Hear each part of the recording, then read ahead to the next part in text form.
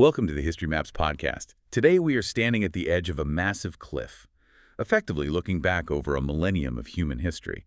We're talking about an institution that really built the bridge between the ancient world, the world of Caesars, togas, and the Senate, and the medieval world of knights, castles, and crusades.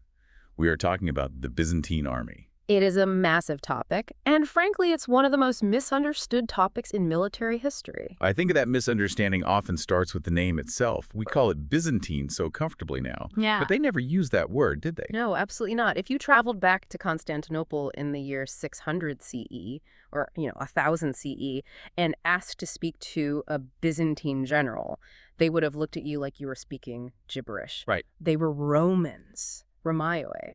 And the army we're discussing today was, in their eyes, the Roman army. They were the direct, unbroken continuation of the state established by Augustus. That continuity is it's mind-boggling.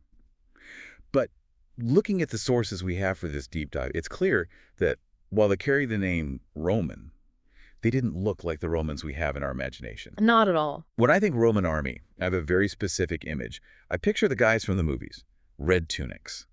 Those large rectangular curved shields, the lorica segmentata plate armor, marching in perfect robotic unison across a field in Gaul. Right, the classic legionary, the heavy infantry meat grinder that conquered the Mediterranean. Exactly. But the army we're looking at today, it operated from roughly 395 CE all the way to 1453 CE. That is over 1,000 years of operations. And honestly, it looks almost nothing like that Hollywood image. It really doesn't, and that is what makes it so fascinating. If you look at the source material we have today, you see that the Byzantine army, or really the Eastern Roman army, was not some static relic. It wasn't just Rome, but slower and older. It was an incredibly adaptive, evolving machine. A machine that acted as the shield of Europe for centuries. It did. It absorbed tactics from the Huns, the Persians, the Avars, and the Franks. It changed its shape to survive. It's amazing to think that while Western Europe was fracturing after the fall of Rome, descending into this period of fragmentation and localized warlords, this machine was still running. It was still running. It was paying salaries, issuing uniforms, and maintaining supply lines. Precisely. And our mission for this deep dive is to unpack exactly how that transformation happened. We need to understand how the classic legion transformed into this medieval powerhouse of armored cataphracts and mercenary guards, and then, how it all ended in that tragic last stand on the walls of Constantinople. So let's start at the beginning, or at least the beginning of the change. We have to go back to the reforms of Diocletian and Constantine. This is late antiquity. Yes, the late 3rd and early 4th centuries. This is really where the break happens. To understand the Byzantine army, you have to understand the crisis of the 3rd century that preceded it. That was the period where the empire nearly collapsed, right? Constant civil wars, invasions on every front, plague, economic ruin. Exactly. And the military system that came out of that crisis, the system of Diocletian and Constantine, was a direct response to those traumas. The old system of massive, slow-moving legions stationed permanently on the borders just wasn't working anymore. Why not? If you have a big wall and a big legion, shouldn't that be enough? Well, it works if the enemy agrees to fight a pitched battle right in front of the wall. But the strategic situation had fundamentally changed. The threats were just too mobile. Right. You had raiding parties, cavalry armies, Germanic confederations. These were enemies that could punch through a border fortification and be gone, raiding the interior, burning cities, and stealing livestock before a slow-marching legion could even get his boots on to intercept them. So the Romans were playing a game of whack-a-mole. And they were losing. They were losing badly. So the structure had to shift. They realized they couldn't be strong everywhere along the border all the time. They needed a new doctrine. This is where we see the split in the documents between the limitanae and the comitatenses. And I love these terms because if you know a little Latin, they tell you exactly what the job was. They do. The limitanae were the border troops. The name comes from limes, the border fortifications, or the limit of the empire. These were the guys stationed in the forts along the Danube or the Euphrates. But they're different from the old legions. Very different. Over time, they became static. They weren't marching on long campaigns deep into enemy territory. The sources describe them almost like a militia. That's a fair comparison, especially as time went on. Initially, they were regular soldiers, but over the 4th and 5th centuries, they became part-time soldiers. They were farming the land nearby the forts. They lived with their families in the outposts. And they were paid less. Much less, and generally they were considered lower quality troops compared to the field armies. So their job wasn't necessarily to win the war, was it? No, not on their own. Their job was to hold the line, to patrol, to handle small raiding parties, and, if a massive invasion force arrived, to hole up in their forts and slow the enemy down. They were the speed bump. Exactly, they were the speed bump. And while they're holding the line or acting as that speed bump, the cavalry arrives. That's the comitatenses. Exactly. These were the mobile strike forces.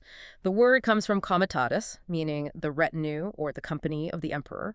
These troops were held to much higher standards. Better pay, better equipment. Better pay, better provisions, and crucially, they were stationed deeper inside the territory, not right on the edge. That seems counterintuitive at first. Why keep your best troops away from the enemy? It's the concept of defense in depth. If you put them on the border, an enemy can break through, and then there's nothing stopping them from marching on Constantinople. Ah, okay. By keeping the comitatenses in the interior, in a strategic reserve, you can deploy them to wherever the breakthrough happens. So the strategy is, let the border troops absorb the initial shock, identify where the main breakthrough is, and then the comitatenses rush in to crush the threat. Exactly. It's a shift from a static defense to a mobile reactive defense. And this required a huge shift in equipment, too, which we'll get to. But this split border guards versus field army, it defines the Eastern Roman military for centuries. But what amazed me in the reading is that despite all these changes, despite the shift to mobile field armies and the phasing out of the old style, there were still holdouts. We have a specific detail about Legio V Macedonica. That is a fantastic detail. Legio V Macedonica is the ultimate survivor. It was an old-style legion originally raised in the early empire. I mean, we are talking about a unit that existed when Augustus was alive. Incredible. And according to the records, it survived all the way until 637 CE. That's hundreds of years after the fall of Rome in the West. That is nearly the start of the proper medieval era. It is. It was finally destroyed during the Arab invasion of Egypt. But think about that image for a second. A unit tracing its lineage back to the Caesars, likely still carrying the eagle standard, fighting in the 7th century against the armies of Islam. Wow. It really drives home the continuity. This wasn't a new empire. It was the Roman Empire fighting for survival, hanging on to its traditions, even as the world burned down around it. It gives you chills. Speaking of fighting for survival, let's jump forward to the 6th century, the era of Justinian I.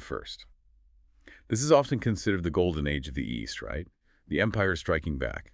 Yes. They're reconquering Italy, taking back North Africa, holding the East against Persia. You would expect massive armies to pull this off. You would. The map looks really impressive. Justinian's empire stretched from Spain to Syria, but that is where the numbers get, well, really surprising. How so? The estimates for the total army size under Justinian vary. Some historians say 150,000, some say up to 350,000 scattered across the whole empire. But those are paper numbers. When you look at the actual field armies deployed for these huge conquests, they are shockingly small. I was reading about Belisarius Justinian's top general, really the hero of this era, and his expedition to retake Carthage from the Vandals in 533 CE. The Vandals had a powerful kingdom in North Africa. Belisarius went to take it back with less than 16,000 men.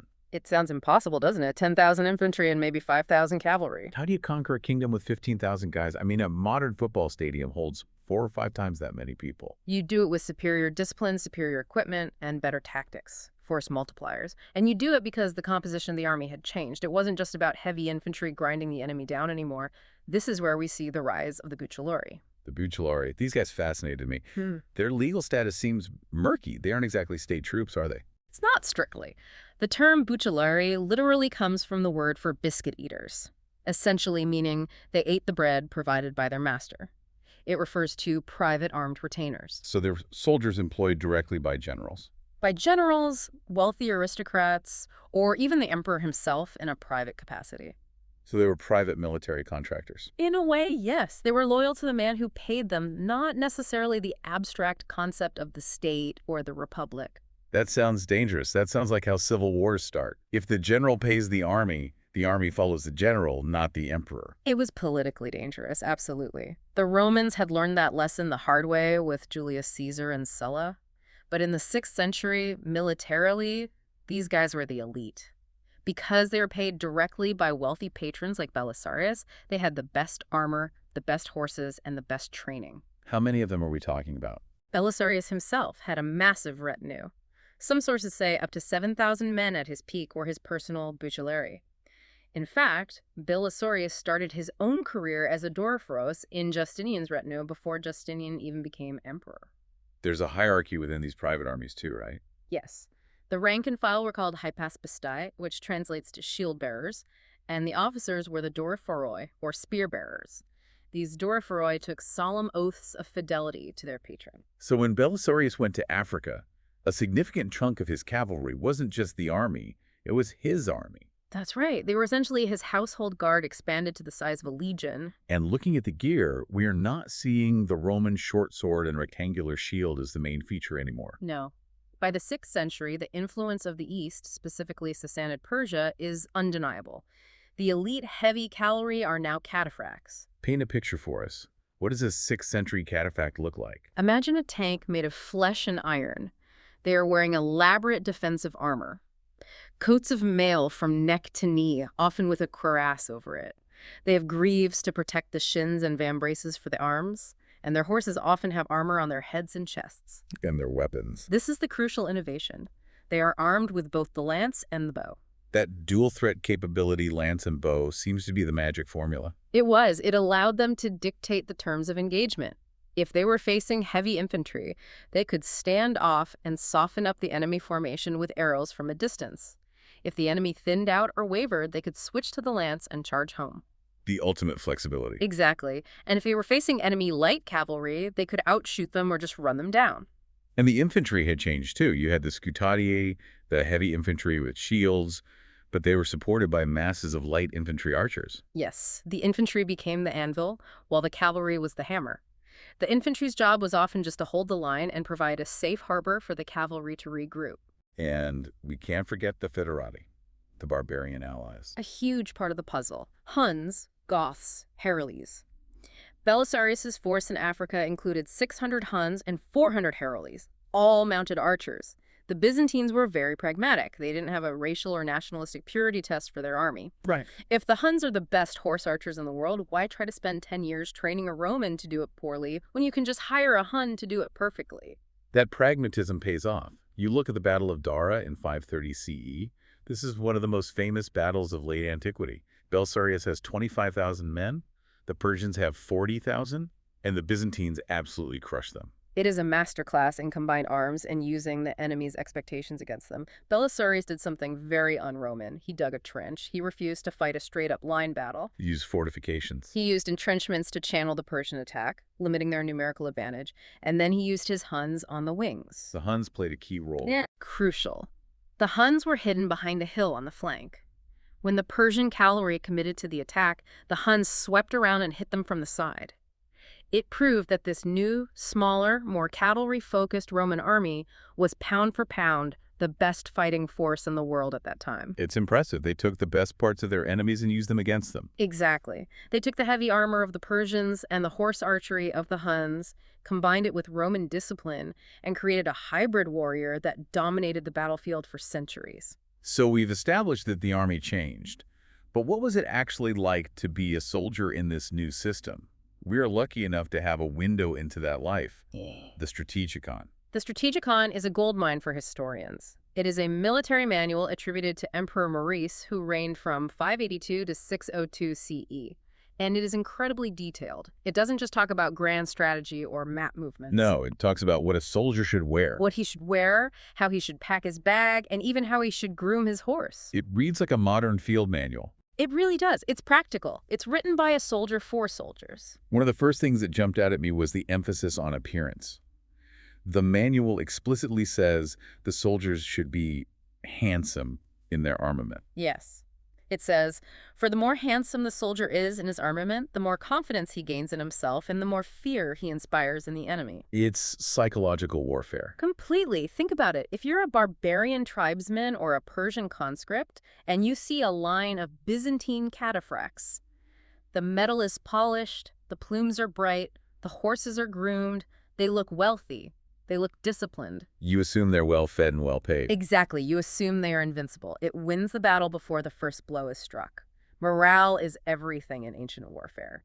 If you can make the enemy think, I can't beat these guys, you've already won. And the specific gear recommendations show just how much they were borrowing from their enemies.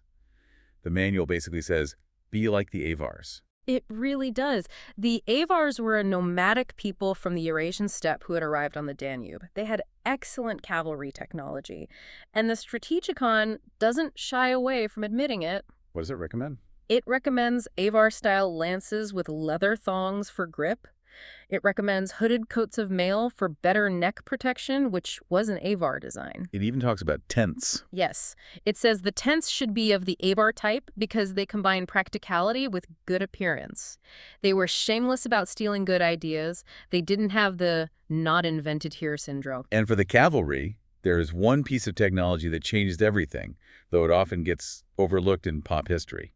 Stirrups. Iron stirrups. This is a massive debate in military history. When did stirrups arrive? But the Strategicon is clear. It mentions that saddles should have 2 iron stirrups. Why is that such a big deal? Stability. Without stirrups, you're gripping the horse with your knees.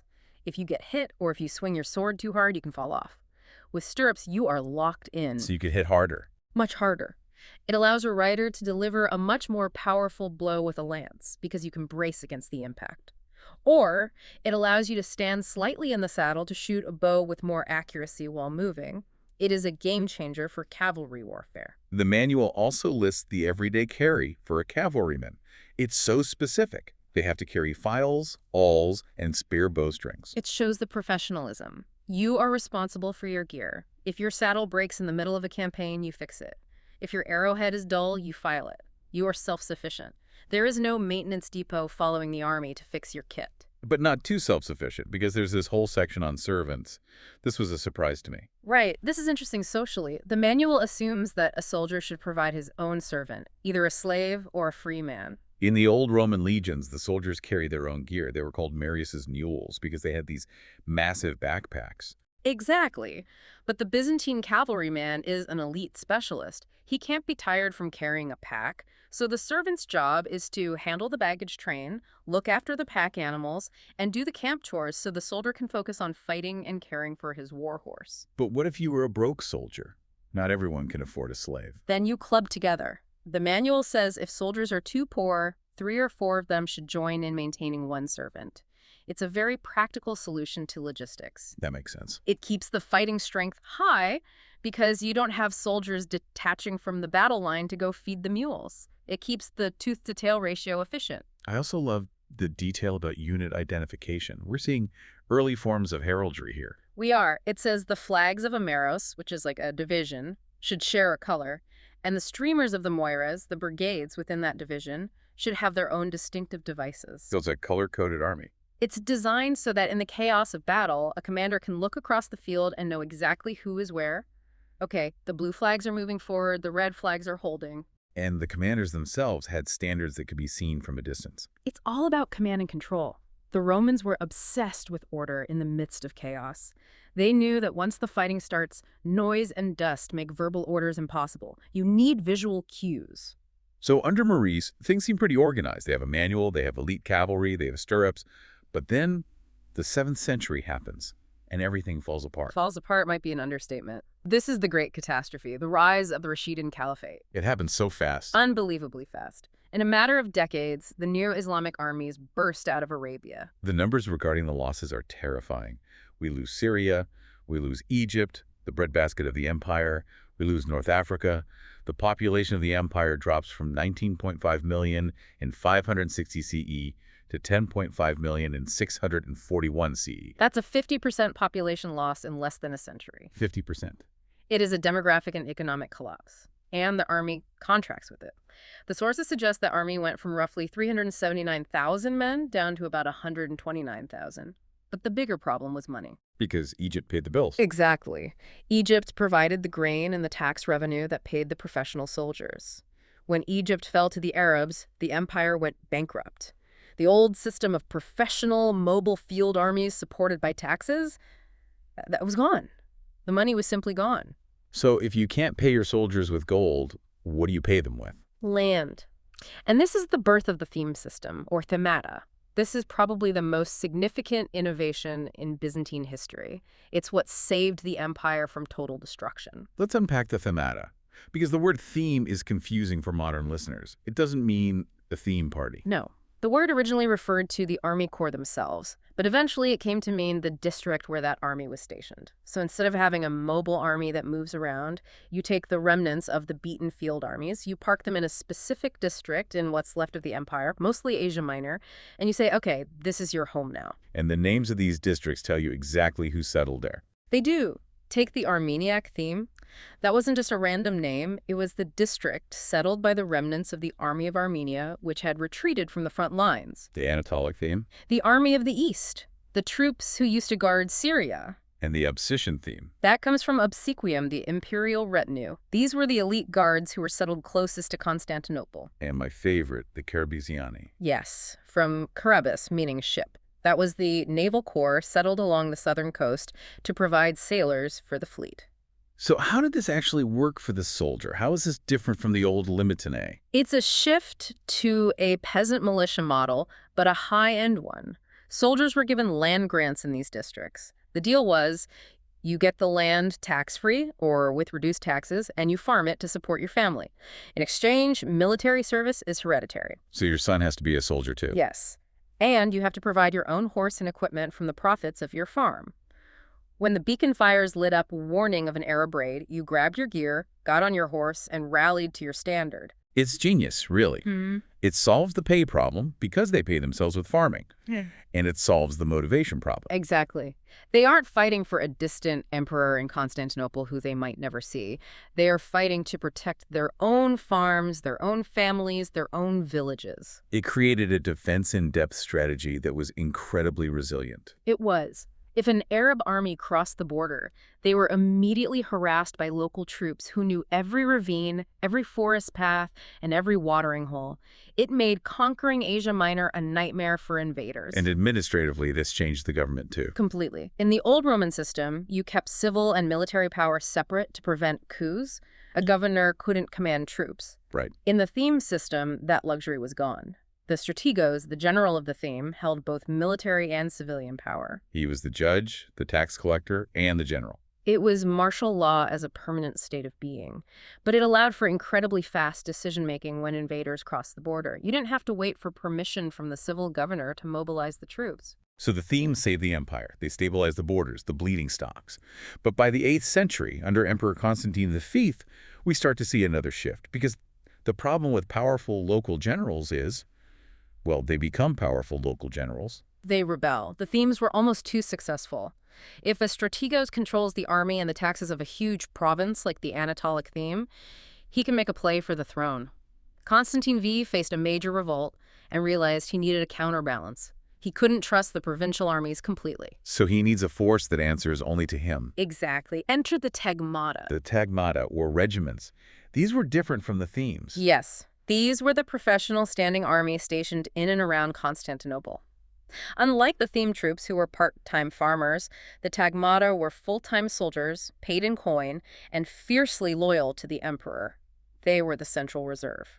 Let's look at the units, because these are the heavy hitters of the Middle Byzantine period. You have the scholae, or the schools. These were the senior unit, tracing their lineage back to Constantine the Great's guards. They were the cream of the crop. Then the excubatoi, the sentinels, And the vivla. the watch. They were responsible for guarding the sacred palace and the hippodrome.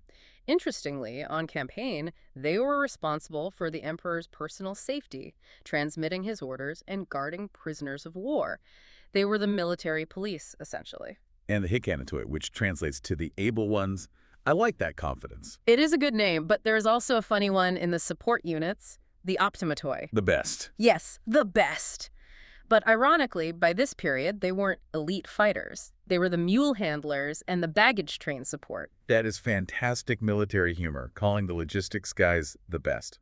I mean, to be fair, without them, the army starves, so maybe they really are the best. That is a very valid point. Amateurs talk strategy. Professionals talk logistics.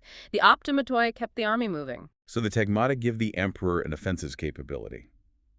The themes defend the borders, but the tagmata allow the emperor to go out and smash things. Exactly.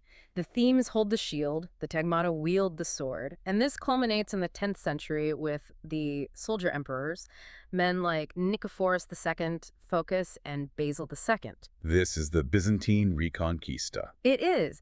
They take this professional corps and they go on the offensive. They push back the Arabs, they reconquer Crete, Antioch, and parts of Syria. This is when the empire strikes back. And the equipment gets heavier again. We see a return to super heavy cavalry. We do. We see the revival of the heavy cavalry shock tactics, the cataphractoi or clibonari. These guys were tanks. They were designed to smash through infantry lines by sheer weight and impact. What made them distinct?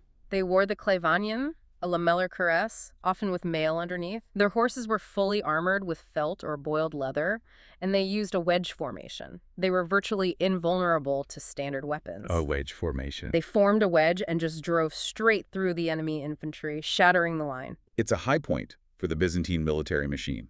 They're expanding, they're wealthy, they're powerful. Yeah. But as we know, history is cyclical. And the 11th century brings a new crisis. The collapse of the theme system. It wasn't an overnight thing, but the aristocracy started buying up the land from the soldier farmers. This is the fatal flaw. It is. The rich wanted more land. They bought out the small farmers. The soldiers became serfs working on big estates. And if you're a serf, you can't afford a horse and armor. You certainly can't spend months away on campaign. The manpower pool just dried up. So the state ate itself. Effectively, yes. The greed of the aristocracy destroyed the very system that protected them. And this leads to the disaster at Manzikert in 1071 CE. A critical turning point. The Emperor Romanus V is captured by the Seljuk Turks. Civil war breaks out. The defense of Anatolia collapses because there are no theme armies left to defend it. The shield of Europe had rusted through. The Turks fled into Asia Minor, which had been the heartland of the empire for centuries. It seems like the end. But the Byzantines are nothing if not resilient. Out of the ashes comes the Komnenian dynasty, Alexios Komnenos. He basically has to build an army from scratch, doesn't he? He does. He takes the throne in 1081, and the treasury is empty, the army is gone, and enemies are attacking from all sides. And what he builds, the Komnenian army, is very different from the theme system. How so? It's highly centralized, it's professional, it's disciplined, but it's expensive, and it relies heavily on foreign mercenaries and the emperor's personal competence. Let's talk about those foreign mercenaries, because this is the era of one of the most famous units in history, the Varangian Guard. The axe-wielding northerners. You cannot talk about the Byzantine army without talking about them. They are iconic. Who were they? Originally, they were Rus Scandinavians who had settled in what's now Russia and Ukraine. In 988 CE, Prince Vladimir of Kiev sent 6,000 of them to Emperor Basil II as part of a political deal. Why did Basil want them? Because they had no local political ties. They didn't care about Byzantine court intrigue. They didn't have cousins in the Senate who wanted to be emperor. They didn't speak the language well. They only cared about the emperor who paid them. They were the ultimate loyalists. And they were paid well. Very well. They were the emperor's personal bodyguards. They slept outside his door. They held the keys to the city at night. Later on, the composition changes. It's not just Rus anymore. Right.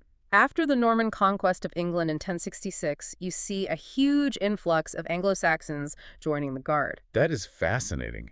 English refugees. Yes. Men who refused to serve William the Conqueror. They left England, traveled across the Mediterranean, and came to Constantinople to serve the emperor. I read that there were even English churches built in Constantinople for them. It's amazing to picture a bunch of English exiles guarding a palace in Turkey. And their weapon of choice was terrifying. The Dane axe, a massive two-handed axe that could cleave through armor. They were shock troops. When the emperor unleashed the Varangians, the battle was usually reaching its climax. They were known for their ferocity and, to be honest, their heavy drinking. But it wasn't just Vikings and Englishmen.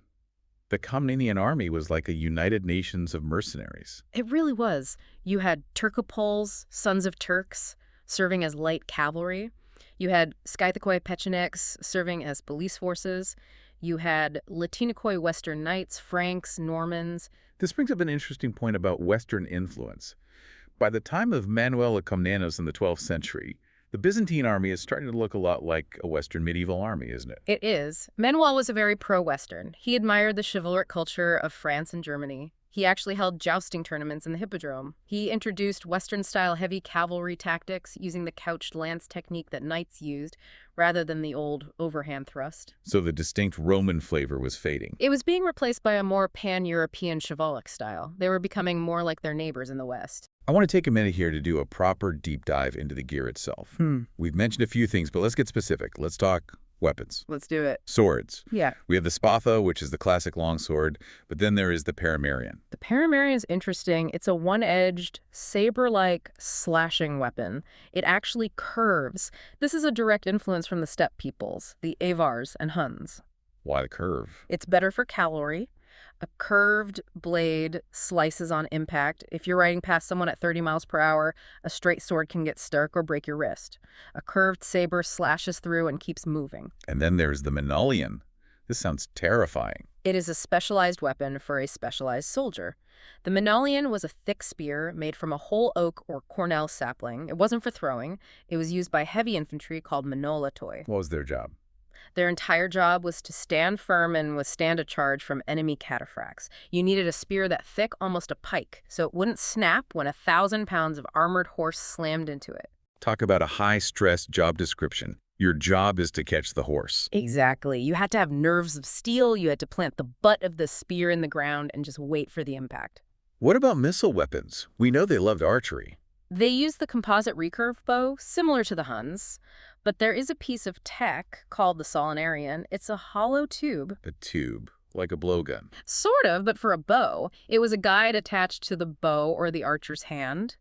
It allowed an archer to fire small darts, called mayas or flies. Why use darts instead of arrows? Because the dart is lighter and smaller, you can carry more of them. And because you're using the guide, you can fire them rapidly and at a longer range. Some estimates say over 500 meters. Wow. It was like the submachine gun of the day. High volume of fire to harass the enemy. That is incredible tech. And speaking of tech, we have to mention the zangra. The crossbow. For a long time, the Byzantines looked down on it. Anna Komnene, the daughter of Emperor Alexios, wrote about it as if it were this barbaric Frankish novelty. She called it a weapon of the devil almost. But they eventually adopted it. By the 13th century, yes.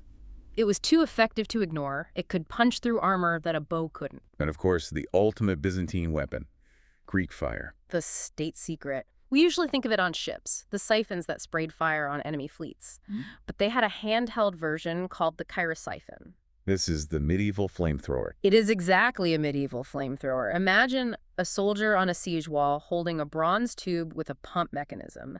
He projects a stream of liquid fire down onto the attackers. That must have been terrifying. Absolutely psychologically devastating. The fire stuck to everything. It burned on water. You couldn't put it out. If you were climbing a ladder and that hit you, it was over. Let's talk armor briefly. We have mentioned mail. But what about the Clivanian? The Clivanian is the quintessential Byzantine armor. It's a lamellar cuirass. Small, rigid plates of metal laced together with leather or cord. Why lamellar and not a solid breastplate? It provides excellent protection against impact, but is more flexible than a solid breastplate. It absorbs the shock better, and it's easier to repair. If a plate gets damaged, you just lace in a new one. And the soft armor? The Kavadian or Bambakian. This was thick quilted cotton or wool. You might wear it under the armor for padding, or as standalone armor for lighter troops. It's similar to the gambeson used in the West. It could stop an arrow at long range or a glancing sword blow. Now, despite all this technology, despite the adaptations, the end does come. We move into the final act, the decline. The decline is tragic because it feels self-inflicted. After the Komnenian dynasty, we get the Angeloi dynasty in the late 12th century.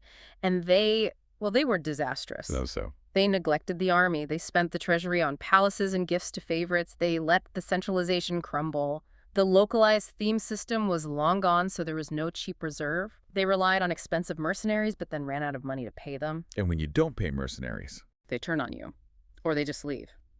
This weakness is what allowed the Fourth Crusade to sack Constantinople in 1204 CE.